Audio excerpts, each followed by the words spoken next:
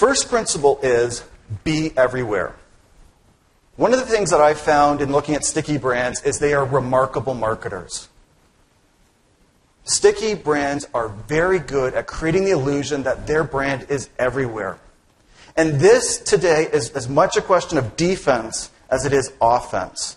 That we are now facing competitive forces that are so great that we have to punch outside of our weight class. And the reason that this is so important today is a clear issue with our customers, and it's lack of time. We might be suffering from lack of time, but our customers are ultimately suffering from this. And I came across a fascinating study as I was preparing this book, and that said 94% of North Americans are using their free time to recuperate from work. That's a remarkable statistic. 94% of North Americans are using their free time to recuperate from work. How many of you feel like that guy? I know I did writing a book. If you ever get the thought of, I want to write a book one day, just imagine cram night, the night before your exams are due or your essays due, and do that 6 days a week for 9 months, and that's writing a book. So I felt this way a lot last year.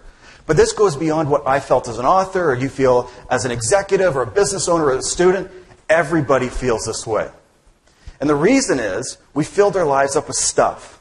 Twitter, Facebook, home, kids, work, soccer practice, email, you name it, the list goes on. And as a result, we're finding ourselves feeling rushed, hurried, and short of time.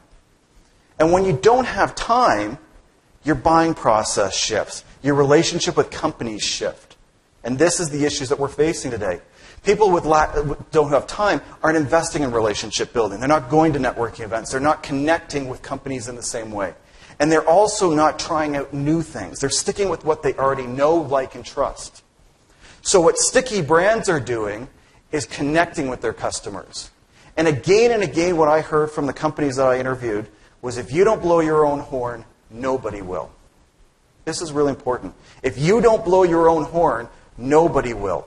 This is what separates sticky brands from average brands. They find what they do better than everyone else, and they bombard people with it. They let everyone know who they are, what they do, and who they serve, and they create the experience that they're everywhere.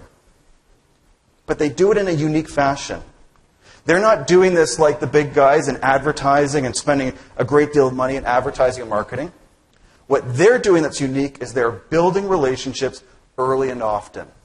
They're connecting with their customers upwards of 3 years before they're needed. Let me give you an example. One of the companies profiled in the book is Jim Gilbert's Wheels and Deals. Jim Gilbert's Wheels and Deals is the largest independent used car dealership in Eastern Canada. They do roughly $30 million a year. They're a family business, and they sell on average 150 cars a month. Now, as you see in their logo, they have also positioned themselves as Canada's huggable car dealership. And if you go to Fredericton, where they are based, everyone will tell you you'll get a hug when you go over there, but everyone has a story about Jim Gilbert's Wheels and Deals. They are that prolific in their marketplace. Now, what makes them stand out is really two things. One, they sell better quality used cars, and I'll come back to that in a couple minutes. And two, they are engaging their customers early and often with small acts of generosity. They build relationships with their customers when they're not buying. And they do this through multiple different programs, but one of their flagship programs is a birthday program. And every year, they're sending out thousands of personalized birthday gifts to their customers, past customers, and prospects. They sent out 12,000 birthday gifts last year. And this is a very powerful marketing venue for them, because what they're doing is connecting with somebody and connecting with their customers at a personal moment in their life. We find ourselves most reflective at 2 points in the year. New Year's, which have just passed, and hopefully we're still on our New Year's resolutions. Probably not. And then birthdays. Now, from a business context, it's easier for them to track birthdays, and they are sending out personalized gifts. They create a custom gift every single year, and they send it out to 12,000 plus people. And as a result, they are getting calls, emails, phone call, or letters, etc. The people are engaging with them year after year, thanking them for the simple gift. And it's a very powerful connection, because what it's doing is building the relationship when they're not buying. And what's unique about these gifts is they are strictly gifts. There is no call to action. There is no promotion. There's no come on down to Jim Gilbert's Wheels and Deals type of message. It is simply a gift. And what that does is build the relationship so that when somebody has a need, they call them first. And I call this the 3% rule. This is a concept in the book. And what it argues is that any given time, 3% of your market is buying, the rest are not. And what the model demonstrates is there are two modes to marketing. The top 10%, which are people who have a need who are buying in the next 60 to 90 days, and everybody else. And the vast majority of your market is not buying right now. So if we go through this quickly, we have 3% who have a need right now and are proactively shopping. They're the ones that are going to Google. They're the ones that are calling your salespeople. And then you have 7% that will respond to an ad, a promotion, or some other kind of engagement. And this is where the lion's share of marketing dollars go.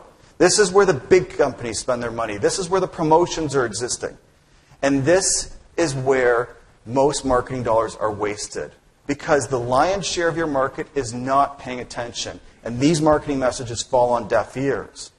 So what's so powerful about the Wheels and Deals scenario is they're engaging with people 3 years before they're needed. People don't buy cars every day. They buy them every 3 to 5 years. So how do you connect with them when they're not to a buying audience? So you have a third of your market who has a need, but not enough to act. A third who does not have a need. They're too small. They bought already. They're just not ready. And a third who's just not interested in your company. And these companies could be loyal to the competition. They could have had a bad experience with you. Whatever it is, it's recognizing you just can't be all things to all people. But what the Wheels and Deals program is doing is engaging in a non-solicitory sales process. And that's where sticky brands are built, is in the lower 90%. How do you engage a customer when they're not shopping?